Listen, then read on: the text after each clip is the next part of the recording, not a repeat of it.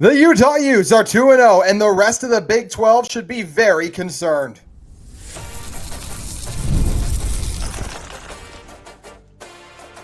You are Locked On Utes, your daily podcast on the Utah Utes. Part of the Locked On Podcast Network, your team every day. Hello, everyone, and thank you for making Locked On Utes your first view and listen of the day. We are part of the Locked On Podcast Network, available wherever you get your podcasts, as well as on YouTube. If it's your first time tuning into our show, make sure you like and subscribe. Today's episode brought to you by Game Time. You can download the Game Time app, create an account, and use code Locked On College, all caps, no spaces, for $20 off your first purchase. My name is JT Wistrcill. On today's show, we're going to be talking about Byrd Ficklin's ascension. Man, he looked really good, and what is going on with Isaac Wilson as well. Also talk about what a dreadful week it was for the rest of the Big 12. But let's first just start with the best news for Utah. They're 2-0. They absolutely took care of business against Cal Poly, 63-9. How about this Utah team? Back-to-back weeks, this offense has put up over 40 points. No, it is not coming against the best of competition. We'll actually talk about what happened with UCLA in a moment because they once again proved they're not a very good team this past weekend. But love what I'm seeing out of this Utah team. But I am just very excited at how Utah has looked so far. The defense has looked like it's once again going to be among the best in the conference, and the offense has made a massive leap forward. What am I talking about? Well, Utah's offense is currently averaging over 500 yards per game.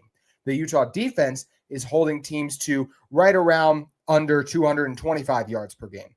There are only 4 teams in the country currently doing that, who are averaging over 500 yards per game on offense and holding teams under 225 yards per game.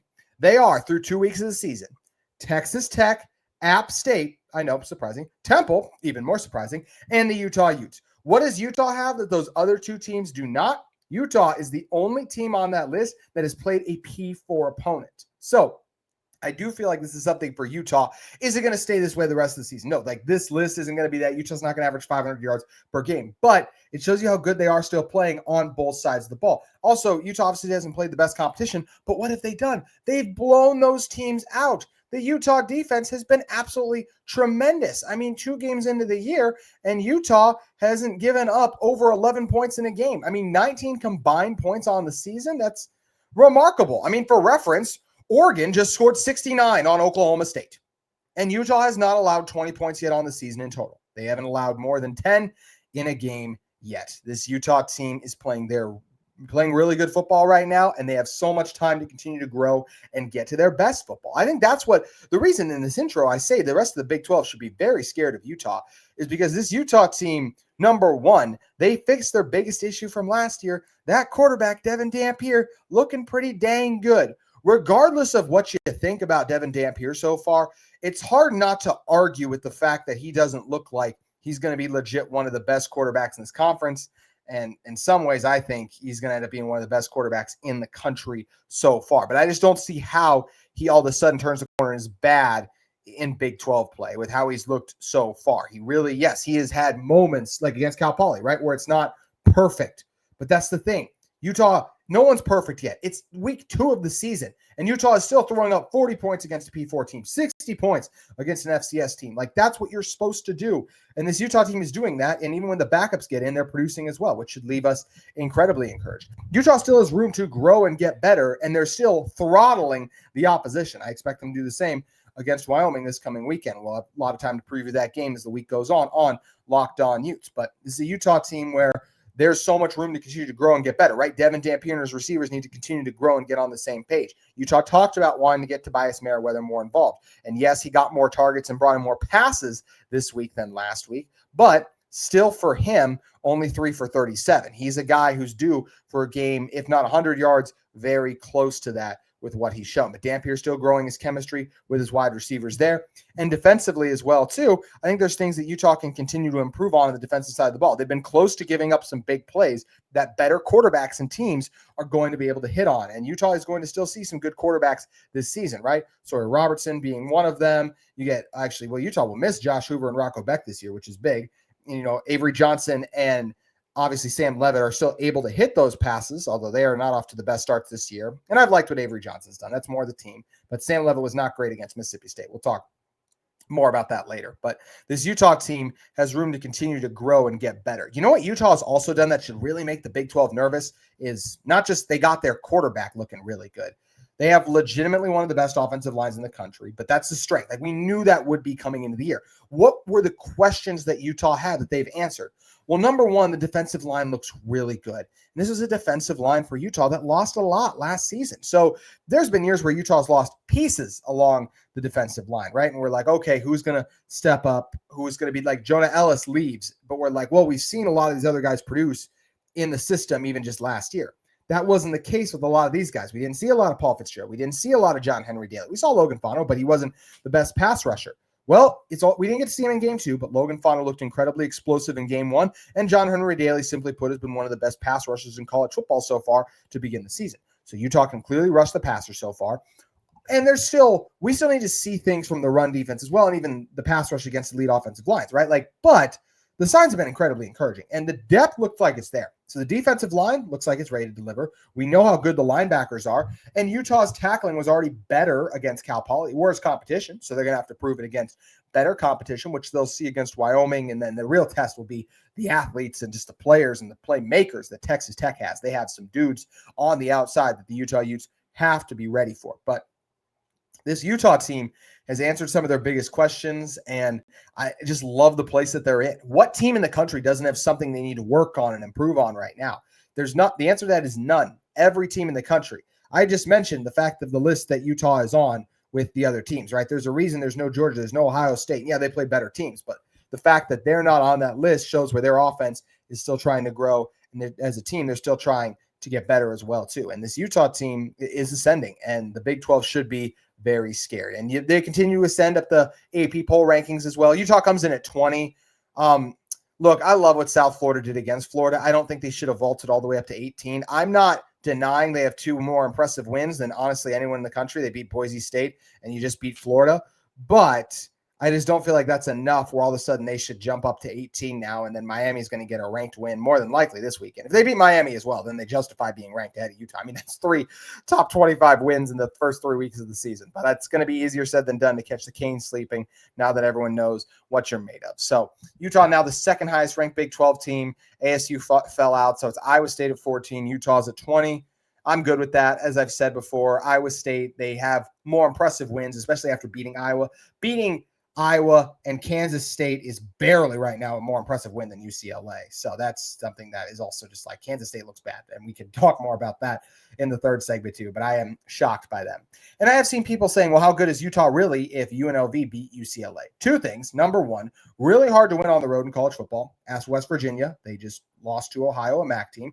Ask Oklahoma State. They just went up and got embarrassed against Oregon. So it's hard to win on the road in college football. It's one of the reasons I'm so impressed with what Utah went in. They didn't just win on the road. They went and dominated on the road. Number 2, we also said that UCLA wasn't very good. And what do you do? What do you do when you play a team that's not very good? You blow them out of the water. Utah did that 43-10. Also, that UCLA team nearly came back and beat UNLV. And if we play that game in Pasadena, I feel very confident saying that the way everything played out, that UCLA definitely wins that game. A reminder, it is very hard to win on the road in college football. And that is something that I feel like far too often we're just like, oh, this team's better than that team for sure. And it's like, well, yeah, if they beat them head-to-head, you have to give them the advantage of that. But especially if the home team won, and they were meeting to get it on a neutral site, and it was a good game, that could very easily go the other way because the home field advantage is absolutely massive in college football. And I'm excited that Utah gets home field advantage for some of their biggest Big 12 games, right? You're going to get it when you see ASU, Texas Tech, Kansas State, although that's looking less and less like a big-time Big 12 matchup with the way the Wildcats look, but I still think they're going to be a sleeper and a team that's just able to knock some teams down a peg or two. So, yeah, this Utah team, the Big 12 should be scared because Utah is not playing their best football yet, and they are still looking really good, nearly unstoppable. They're absolutely looking like a juggernaut of a team. I think they're one of the 10 best in college football right now, but I'm willing to let the rest of the country take their time in evaluating Utah in that regard because there are a lot of other impressive teams too. But just looking at the AP top 25, I think Utah is better than Bama, South Florida, Ole Miss, A&M, Tennessee, Iowa State. And honestly, these next, like the top, I do think Utah right now, they'd have a really good shot to beat like a Notre Dame, Florida State, South Carolina, Clemson, Oklahoma, like Illinois. But those are all debatable to me. I would have Utah in the top 10. I just think Utah should be in the top 15. but the argument would be who have they played, and they have not played anyone great yet, but they've done what you should do when you play bad teams and blown them out. The present future looks incredibly bright for Utah, but the future with the way Byrd Ficklin looked, Utah's backup quarterback who played on Saturday, the future looks very bright as well. Did Byrd prove he's QB1 of the future? We're talking about it in one moment. Today's episode of Locked On Utes is brought to you by our great friends at Supply House. When the opening whistle blows on a new repair, you can get your crew moving forward with Supply House. Order today and see parts on your doorstep tomorrow. Over 280,000 plumbing, HVAC, and electrical items from the most trusted brands in the business. Their real-time inventory and honest lead times keep you from punting projects, while their industry-leading customer service always has your blind side covered. Need parts fast for a project? Supply House has next-day delivery. Talk about a game changer. How about their Trademaster perks, like priority shipping and dedicated support, which make the whole process smoother? You could join the free Trademaster program today and score serious perks like priority shipping, lower prices, and a dedicated support line. Visit supplyhouse.com to sign up for free and use promo code SHCollege5. So that's SHCollege5 for 5% off your first order at supplyhouse.com. Real people, real services when you use Supply House. Today's show is also brought to you by our great friends at Game Time. Utah's on the road this week, taking on Wyoming up in Laramie. But after that, Utah, Texas Tech, Wistrcill Stadium have a chance to be a top 20 matchup. I can't wait for it. And if you want to get in and see that game in person in RES, head over to Game Time because college football is back. And obviously, we couldn't be more excited to have it. The tailgates, the rivalries, the energy in the stands, there's nothing like it. But let's be real. Actually, getting tickets can feel like more of a battle than the game itself. Endless queues, hidden fees, prices, jumping at checkout. I mean, it's all a headache. But that's why I use Game Time. They really make it easy for fans, and they give you the advantage back as well. It's the easiest way to score last-minute tickets at the best prices with no surprise fees. What you see is truly what you pay. I pulled up Game Time, and in just a couple of taps, I saw amazing deals. I'm talking about your favorite college football game as low as $25, potentially, depending on where you live in the country. The app makes it super easy. I also love that you get an exact view from your seat before buying. So what are you doing? Take the guesswork out of buying college football tickets with Game Time. Download the Game Time app, create an account, use code LOCKEDONCollege, it's all caps, no spaces, for $20 off your first purchase. Terms apply. Again, that's promo code LOCKEDONCOLLEGE for $20 off. Swipe, tap, ticket, go. Download Game Time today. Byrd Ficklin looked really good at the whole football thing on Saturday. Utah was able to blow out Cal Poly. So in the second half, we got to see plenty of Byrd Ficklin.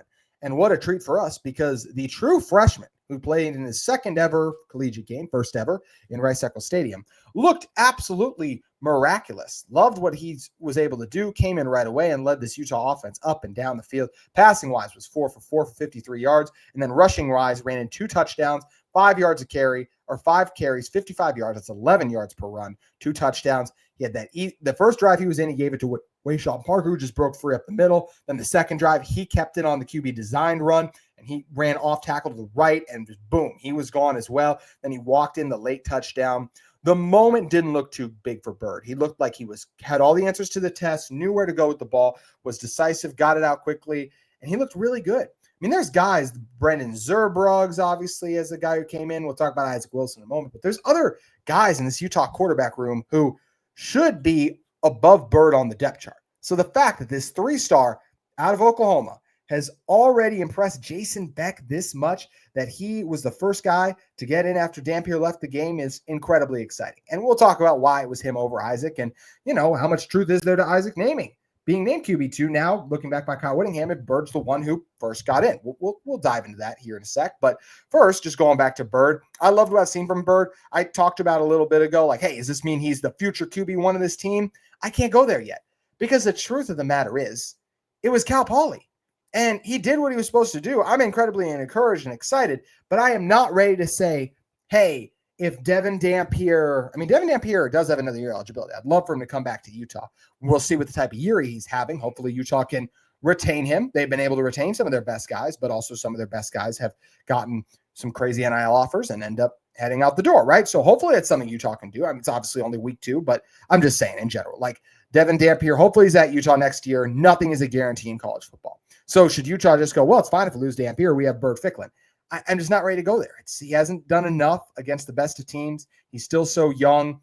And last year, he did. I will give Byrd this, right? He looked better than Isaac did against Southern Utah. Isaac tossed 2 picks against Southern Utah, just looked overwhelmed. And sure enough, he was when he got in the games later on in the season. But Byrd looks very comfortable, confident, and I love what I'm seeing so far. I just need to see more before I'm going to say, yeah, that sophomore next year is going to be the starting quarterback of the Utah Utes. If Jason Beck believes in him and Utah says if something were to happen with Dampier, that we got our guy, or even 2 years from now, if Dampier stays next year and then goes, if Jason Beck's just like, we got our guy. Like, there's no reason to go in the portal. We have Byrd Ficklin. I'm good with that. I just don't know if right now at this moment, based on the limited sample size we've seen, I'm ready to say, yep, that's the future star quarterback for Utah football. But I will say, based on what I've seen so far, I feel like there's a chance that he could continue to grow into that. Love what I've seen from Byrd Ficklin. The athleticism, the dual threat abilities are a major plus to him.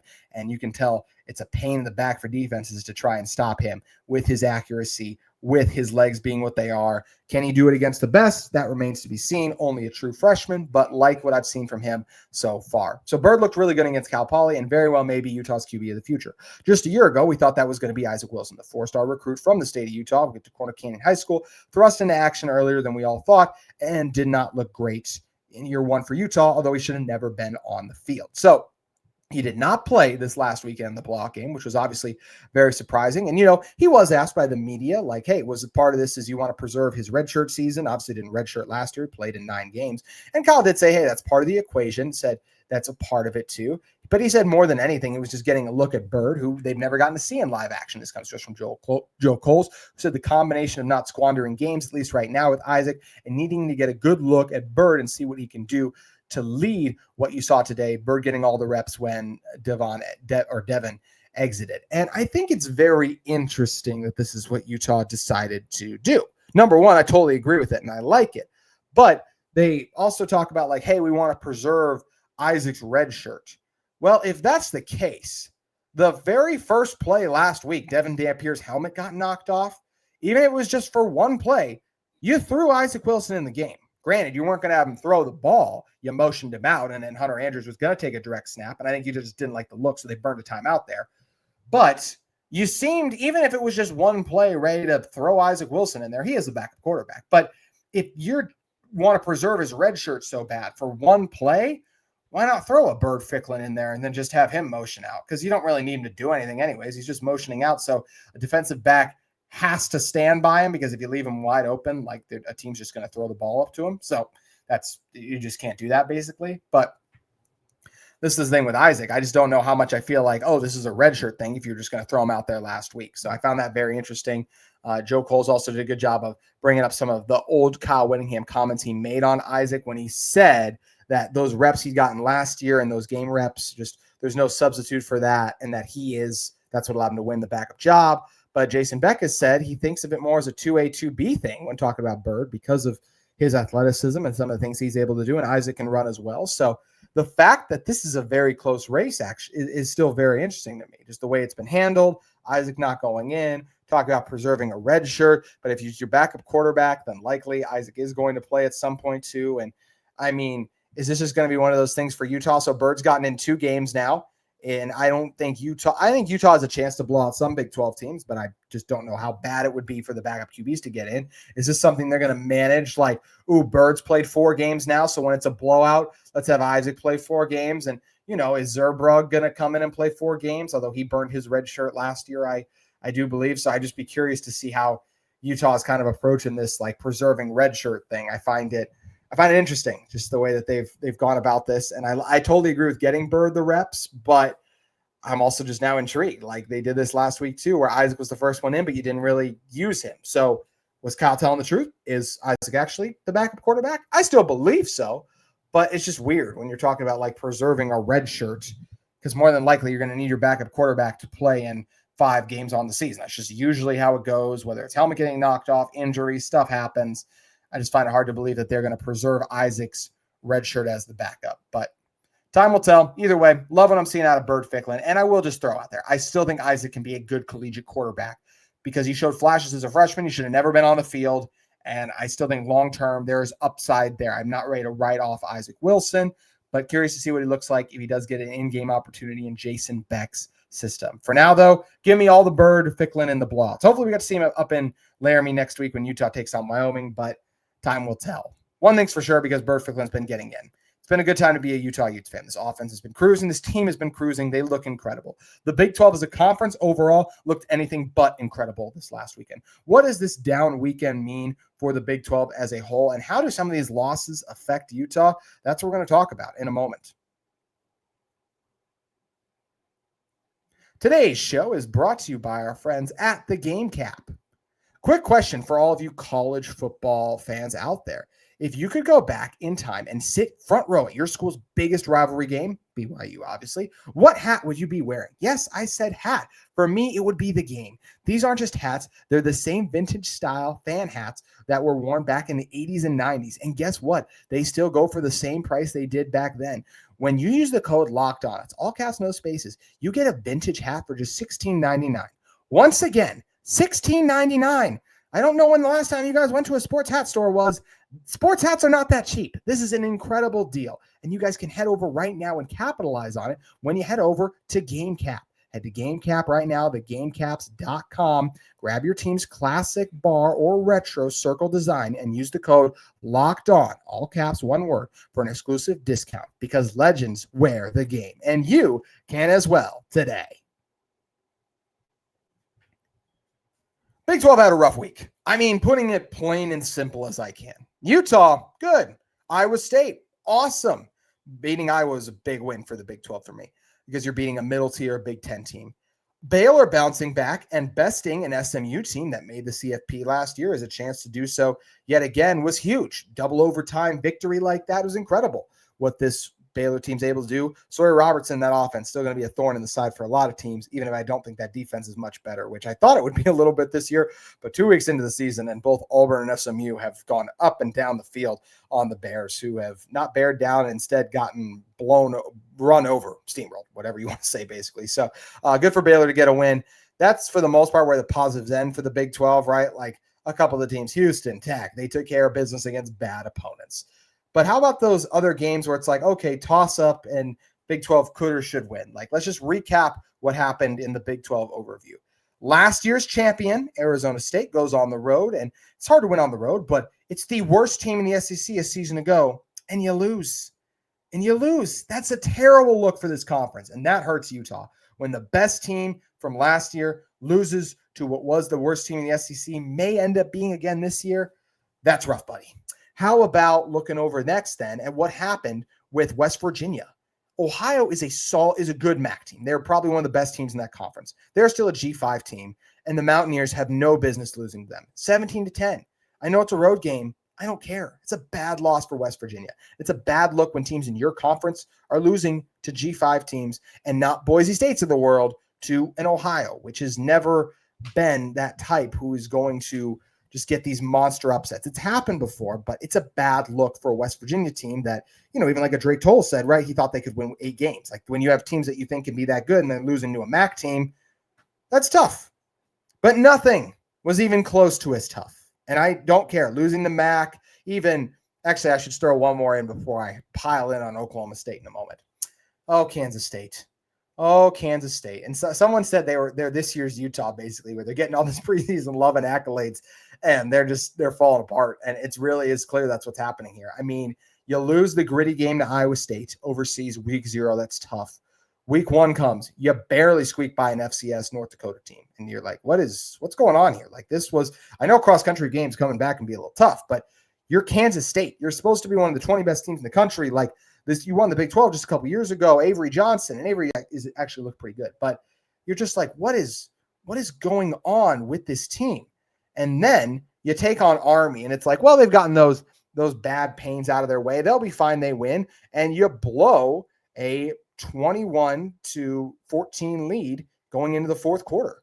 Kansas State had the lead, and Army would go on to win the game, and it's a home loss as well for the Wildcats.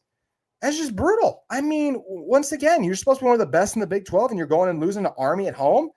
It can't happen if you want to be considered among the best conferences in college football, one of the deepest, all of this, and then you go and have non-conference losses to Army, Ohio. I mean, even some of the other ones, right? Like to me, Missouri beat Kansas. That's not to me a bad loss because Kansas, it does suck. They got to 21-6 in the first quarter and then managed 10 points the rest of the game. but hard to win on the road. That's a solid SEC team. And it was an 11-point game. Kansas did some positive things. To me, that is way different from losing at home than to Army. Like, Kansas will still be good. Was a disappointing that Kansas couldn't pull it out, but that's a tough win. I thought Missouri was going to win because they were at home. So looking at this one, though, you get Kansas State, as I mentioned, just so deflating to see them lose to Army. But no one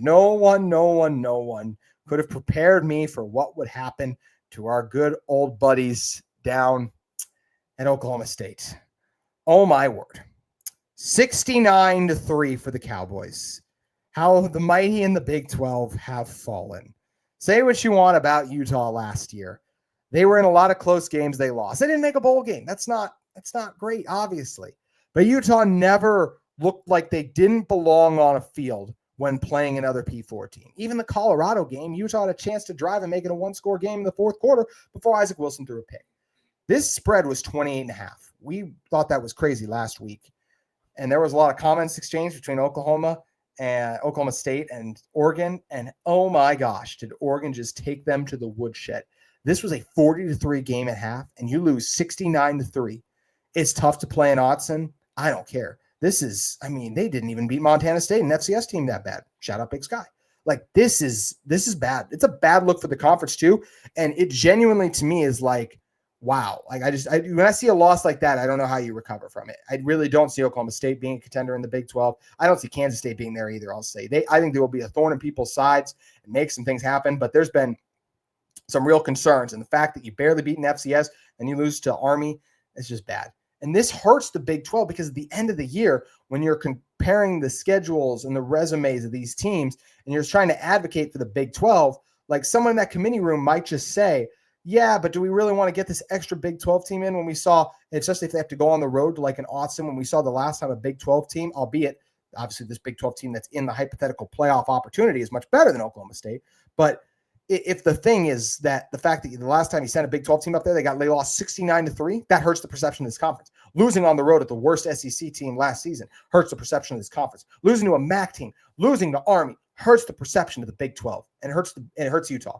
Utah, Iowa State, Texas Tech, the clear contenders in this conference right now. I'm not putting BYU in that conversation until they prove with their true freshman quarterback they can beat the best teams in this conference and beat legit P4 teams.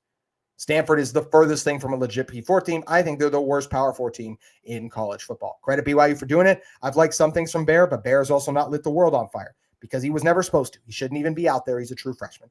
I am not ready to put BYU as a contender right now. To me, I would have him outside the top 5. I'd have TCU and Baylor over them as well. I don't think BYU would have beaten Auburn had they played, so I'm going to put Baylor over them as well. So to me, BYU still got a ways to go. But a clear top 3 in the Big 12, but a massively disappointing weekend for this conference. When you're trying to make statements in these non-conference games and you go out in such disappointing fashion in several of them and underwhelm, it hurts the perception of this league. Thankfully, Utah, Iowa State, and Texas Tech are trying to do their best to keep this perception up. And Baylor helping out a little bit with their win. TCU embarrassing North Carolina helps out with that. But, man, tough week for this Big 12 conference. Also, man, do I wish Utah played Oklahoma State this year. Last year it was like, well, it's a tough game going down to playing the Cowboys. That's tough. And it was a top 15 matchup at the time, which is so wrong based on how those teams ended. Now, I wish Utah was playing them. I wish that Utah was – well, actually, they do get West Virginia. So that's one that I feel very good about right now, right? Utah's clearly better than a West Virginia team that has brought in 80-something transfers. It's hard to have that all come together so cohesively, so quickly. Massive letdown for the Big 12. Will it end up hurting them come December? We'll see. At the end of the day, Utah controls their destiny, and they got to take care of business against some of these teams that have not taken care of business, because that can hurt Utah's perception when it comes time to pick the final 12-team field that will be competing for the national championship. That's going to do it for today's Locked On Utes. Thank you guys, as always, for listening. If you're on the market for a second listen, check out Locked On College Football, Locked On Big 12. Any of our hosts have you covered. Also, don't forget, Locked On has something really cool going on. Locked On and Fire TV present College Football Kickoff, your ultimate college football weekly preview. Drake Toll of Locked On Big 12 leads the conversation alongside two-time AP Coach of the Year, Gary Patterson, former college star Jesse Hawley, and Locked On's local experts. A college football preview only Locked On can do. Catch college football kickoff every Thursday throughout the season, only on Fire TV. That's going to do it for today's Locked On Utes. We'll be back with you tomorrow. Talk about the press conference comments from Kyle Whittingham, the Utah players, as we gear up for week 3 of Utah football. They're heading up to Laramie to take on Wyoming. We're breaking it down all week long, talking about your favorite team, the Utah Utes, every day.